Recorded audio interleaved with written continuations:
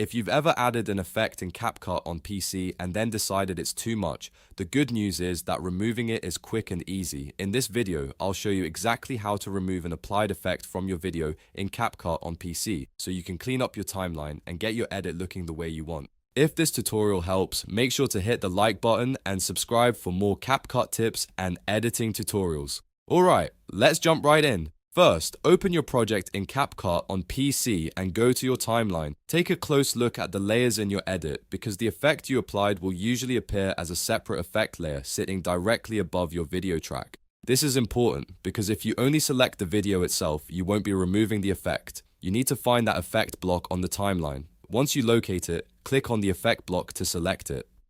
You'll know it's selected when it becomes highlighted or outlined, depending on your CapCut interface. After that, you have two simple options to remove it. The fastest way is to press delete on your keyboard. As soon as you do that, the effect will be removed from the timeline and no longer applied to your clip.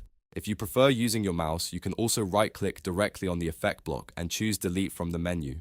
Either method works the same way, so just use whichever feels more comfortable for you. After deleting the effect, play back your video to make sure everything looks correct and the clip is back to the way you want it. If you remove the wrong effect by accident, don't worry, you can always undo the change right away and try again. And that's it. That's how to remove an applied effect from a video in CapCut on PC. It's a simple process once you know where to look, and it can save you a lot of time while editing. If this video helped you out, please give it a thumbs up, subscribe to the channel, and turn on notifications so you don't miss the next CapCut tutorial. Thanks for watching, and I'll see you in the next one.